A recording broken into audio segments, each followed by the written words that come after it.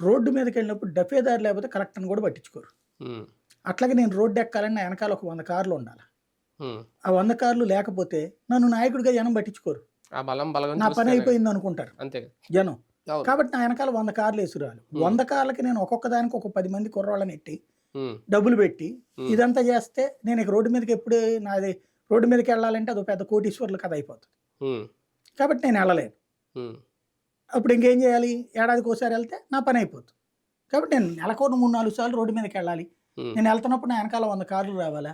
అది ఉమ్, చూసినప్పుడు జనాలందరూ వామ్మో వామ్మో అనుకోవాలి. ఉమ్, ఈ వామ్మో అనుకునేటటువంటి స్టైలే ఓట్లు తెచ్చి పెడుతుంది. ఒక సెక్షన్ ఆఫ్ ఓట్లు, ఉమ్, ఒక అవును. 25% ఆఫ్ ఓట్లు, అది ఒక మాస్ ఓటింగ్. అది ఉమ్, మాస్లో అదే చూస్తారు. ఉమ్, ఆ, ఇక్కడ జరిగేది ఏందయ్యా అంటే వాడు నా పేరు చెప్పుకుని సెటిల్మెంట్ చేస్తాడు. ఉమ్, చేసి అక్కడ 10 లక్షలు సంపాదించాడు అనుకో, ఇంటికి వచ్చి ఇంట్లో వాళ్ళకు 50,000 ఇచ్చిపోతారు. ఉమ్, అమ్మ మేము చేసామమ్మా. అవును. అందులో న్యాయం అన్యాయమో నాకు తెలియదు. ఉమ్, కానీ నేను ఇక్కడ నా దగ్గరికి ఆ రెండో ఓటు రానీయుడు.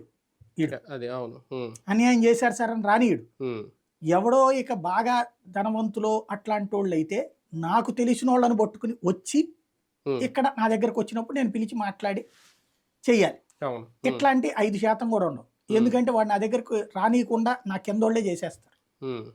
కానీ